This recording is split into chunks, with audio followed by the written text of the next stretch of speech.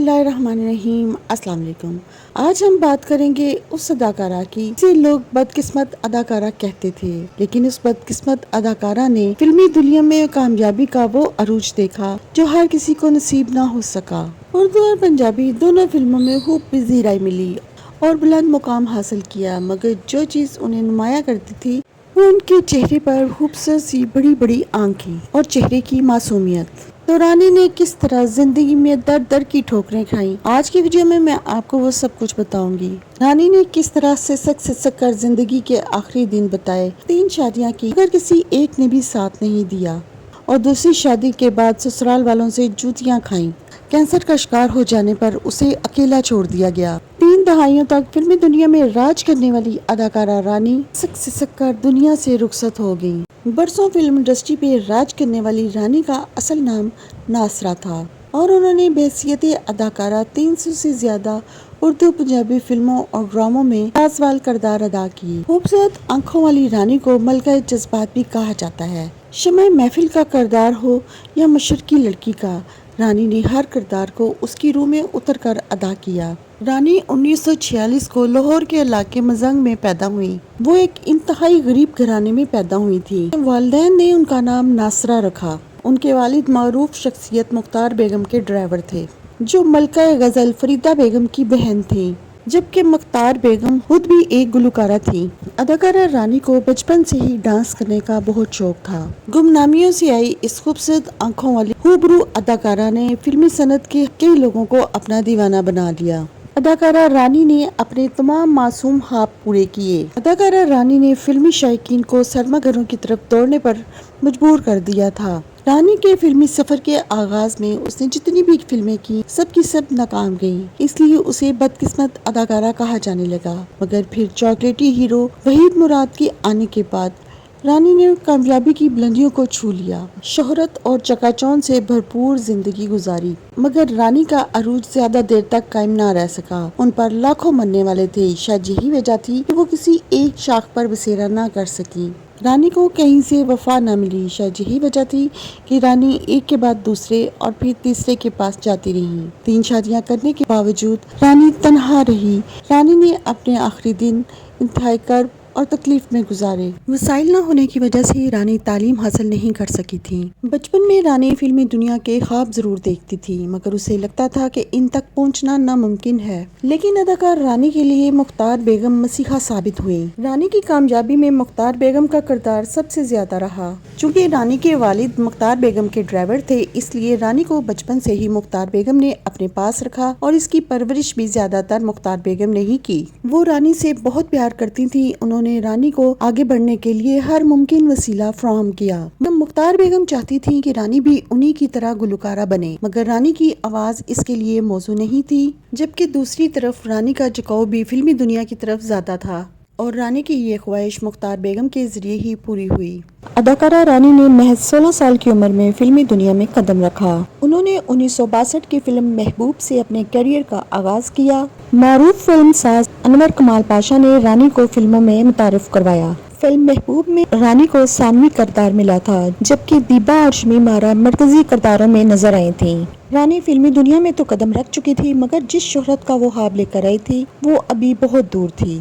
रानी बाकी अदाकारों की तरह खुशकिस्मत ना थी, जिन्हें पहली फिल्म से ही कामयाबी नसीब हो जाती है, लेकिन काफी मेहनत के बाद रानी को भी बामे अरूज मिला। रानी ने फिल्म महबूब के बाद फिल्म मौज मेला में काम किया। फिल्म मौज मेला बॉक्स ऑफिस पर कामयाब रही।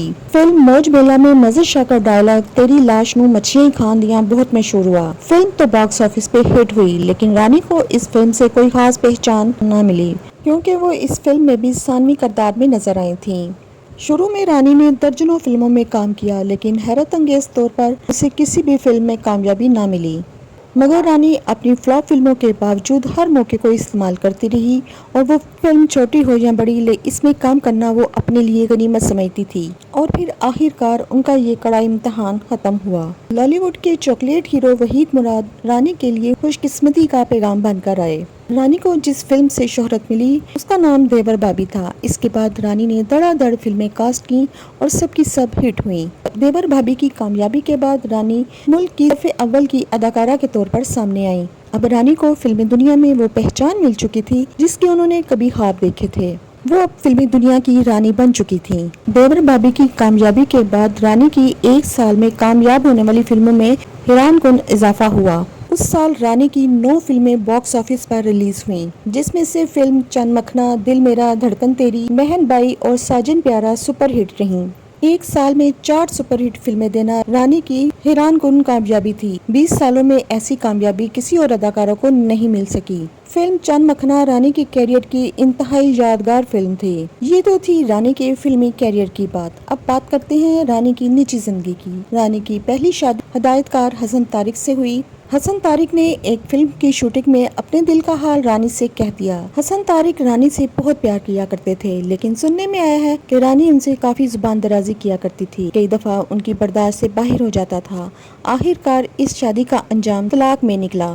70 کی دہائی میں جب حسن طارق کا انتقال ہوا تو رانی اندر سے ٹوٹ چکی تھی۔ رانی نے انڈسٹری چھوڑنے کا فیصلہ کر لیا۔ وہ چاہتی تھی باقی ماندہ زندگی اپنے شوہر اور بچوں کے ساتھ ایک گھریلو خاتون کی طرح گزارے۔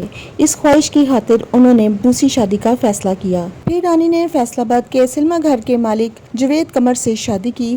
1982 کا یہ وہی سال تھا جب رانی کے پہلے شوہر اور مختار بیگم کا انتقال ہوا۔ اسی سال رانی کو کینسر کی تشخیص بھی ہوئی۔ رانی نے جب میاں جاوید سے شادی کی تو وہ اس کو بیاہ کر اپنے آبائی گاؤں لے گئے، لیکن جیسے ہی انہوں نے گھر کی دہلیز پر قدم رکھا تو گھر والوں نے جوتیوں کے ساتھ ان کا استقبال کیا۔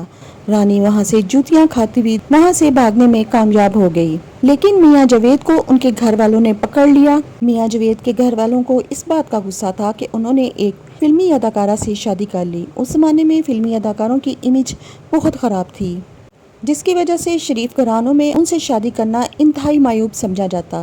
اس طرح مجبوراً میاں جاوید کو رانی کو چھوڑنا پڑا۔ اس کے بعد رانی کینسر کا علاج کروانے کے لیے لندن چلی گئی۔ لندن میں علاج کے دوران ان کی ملاقات سابقہ کرکٹر سرفراز نواز سے ہوئی۔ دونوں میں دوستی ہوئی۔ پھر بعد میں سرفراز نواز نے رانی سے شادی کر لی۔ اس کے بعد سرفراز نے سیاست میں آنے کے بعد کرکٹ سے ریٹائرمنٹ لے لی۔ 1985 میں انہوں نے اپنی انتخابی مہم کا آغاز کیا۔ رانی نے ان کے لیے انتخابی مہم کا آغاز کیا۔ انہوں نے MPA منتخب کروایا۔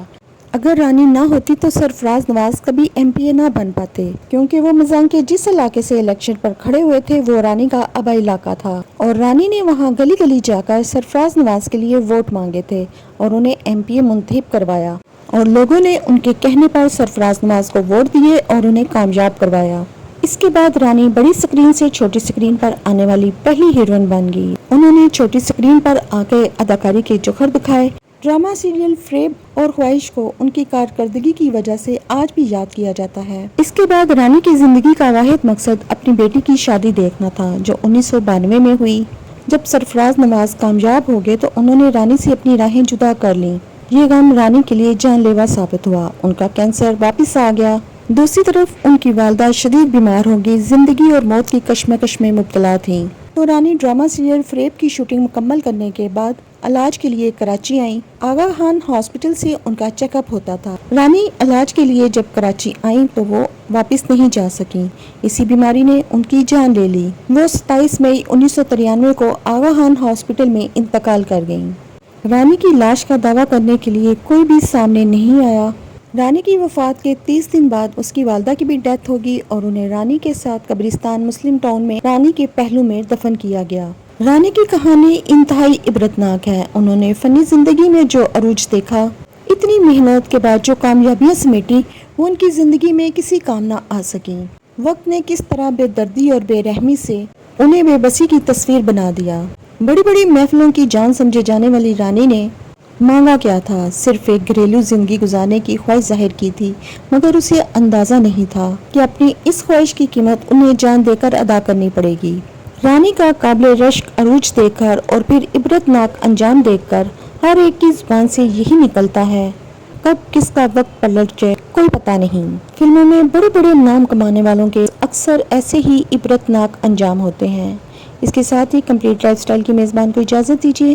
ملتے ہیں اپنی اگلی ویڈیو میں کسی نئی انفارمیشن کے ساتھ۔ تب تک کے لیے اپنا بہت سا خیال رکھیے گا۔ اللہ حافظ۔